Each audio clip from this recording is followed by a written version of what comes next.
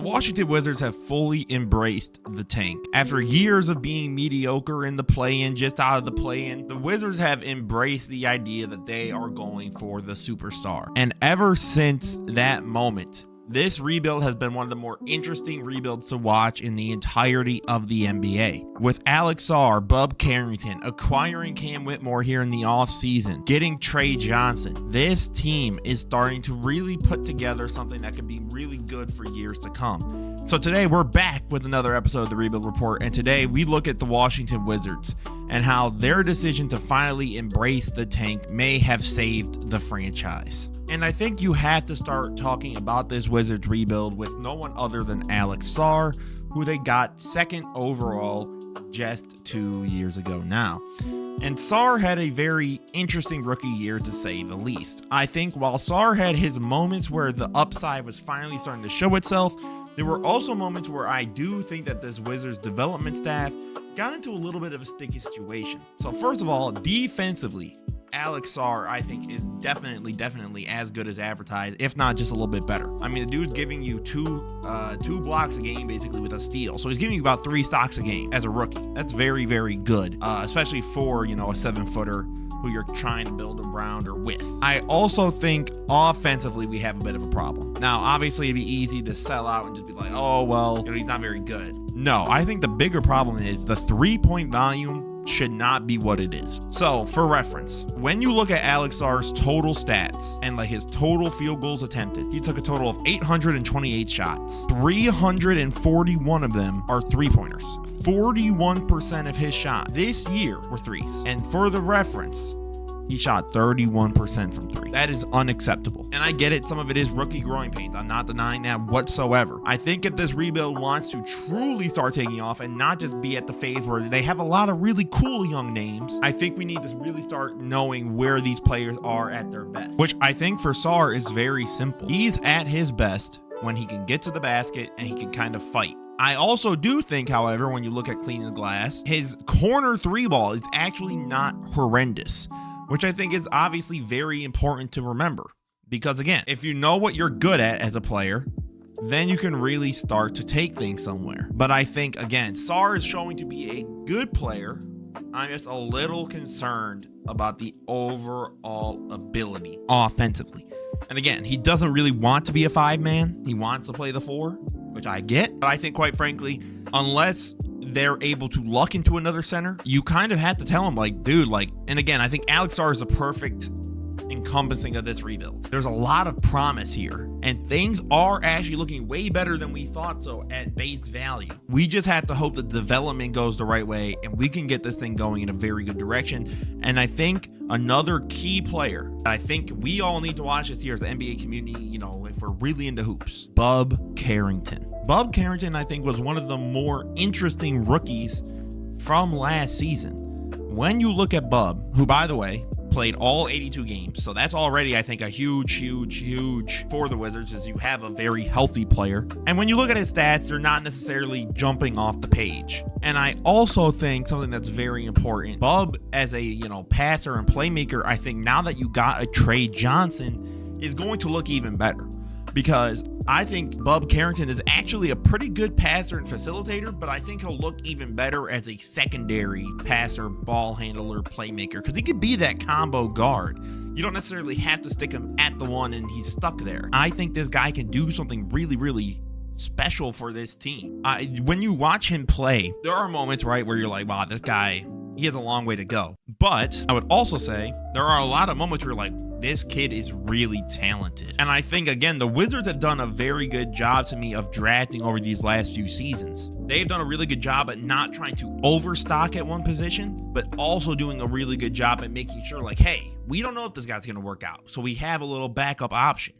And I think with Bub specifically, now that you have Tre Johnson, you could have your guard duo of the future, because you can have Tre sort of be that primary scorer / facilitator, and you can have Bub be that next guy. And I think at that point, Bub can be something really deadly for this team. And again, I think if you're Washington, you continue to embrace a tank, but you have to embrace it in a way of you're making sure, though, you're developing your guys. So, for example, I think if I'm the Wizards, I want to see Bub get up to, I would say, like 13 to 14 points a game. He'll probably stick around 5 assists, maybe 6. Rebounds, he'll stay at like 4. I need to see 43, 44% from the field. I want to see at 36, 37% from 3. At that point, you're showing me we have already made a tremendous leap in terms of what we're trying to get from you. And then, I think this team can be something really special, but I think there's one last player that I think is very key and interesting for this rebuild, and that is Bilal Coulibaly, who I believe in some ways the Wizards, once they moved off of Denny, thought that he could be something close to that. Bilal Coulibaly is a player who I've been kind of interested in on and off over these past 2 seasons, and Bilal, I think, is a good basketball player. I think, though, his offensive game is in need of a legitimate point guard, which I think now, again, you got Tre Johnson, because when you look at his overall accuracies, right, his mid-range has actually took a significant leap. The rim percentage even took a significant leap. But when you look at the 3 ball, I feel like the corner 3 should be his primary weapon. Even last year, he was really good at it. It's just that everything else that isn't that kind of 3, he's just not very good. But I think once Bub or once Tre Johnson gets there and they can get downhill and drive and kick, that's where I think you can see Bilal improve that efficiency offensively, and then let him try and get downhill himself. Let him get to the mid-range. I think if you could develop his game inside the arc, and then you make it so that he could be a good catch-and-shoot spot-up shooter, that's where I think you can make his game deadly. But defensively, guys, Bilal has always been pretty damn good defensively, and the dude averaged 2 stocks this year. Defensively, he's legit. I really do believe that. He's a very, very good defender. Now, is he like a man or a Sarr Thompson? No. He's not that crazy of a wing young defender. He's no slouch. You're definitely not going out of your way in the game plan going into a Washington game going, let's attack Bilal. And I think that's a big thing, is that him and Sarr defensively, and that's the other thing I like about this team. While the offensive identity isn't all the way there yet, they've got a shadow of an outline.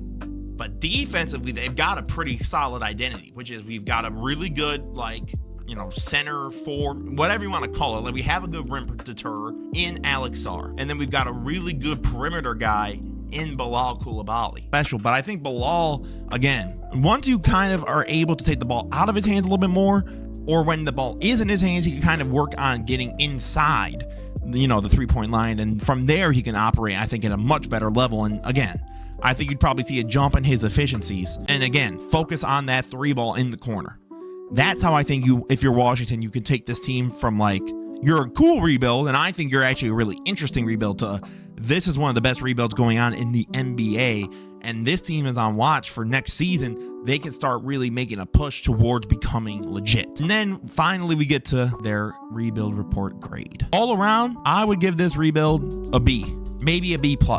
I am genuinely liking what this rebuild is. I'm a little concerned again with what they're trying to do there with Sarr at the 4/5. Where are they going with that? I'm hoping again that this development staff can show that they have caught on now to tendencies from their players and you try and alter some of that. Of course, barring the players went insane in the summer and now they're back and Bilal could just shoot from anywhere like he's KD, in which case, forget everything I just said. I love the idea of Bub and Tre Johnson together. Again, I love that draft for them. And I think an underrated move from them is getting Cam Whitmore. Getting a scoring punch either off your bench, or he can even fight his way to get into that starting lineup. I really like that idea.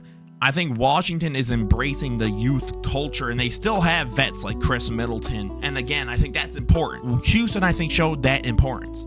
Having vets in the locker room to bring in a legitimate culture to build around and to better yourself and to better your teammates and to better, the reputation of your team, I think that will do a lot. So again, I'm probably going to end up at a B+ here, but I am really liking the direction of this Washington rebuild. What do you guys think of this rebuild? Do you guys agree with me? Do you think this is one of the better rebuilds going on that a lot of people aren't talking about? Do you think this rebuild is just way too far out to really think about it? As always, guys, this is M's for No Soup. So don't forget to leave a like, comment, subscribe. I just want to know what you guys think. I appreciate, by the way, the love and support these videos have been getting, guys. It's meant a lot to me. It really has. And it really it really encourages me to keep doing what I'm doing with y'all, man. And I really appreciate it. So as always, share this with a friend. Let me know what you think. The interaction in these last 2 posts have really made me excited more than just about any part of these videos doing well. Being able to talk to you guys and see the way you look at the game and you look at the rebuild, and inside, like, fans who are obsessed, like this is their thing. They know the inside sources and all that. Let me know what you guys think down below. As always, this was Mr. No Hoops. Have a beautiful rest of your day, guys. Peace out.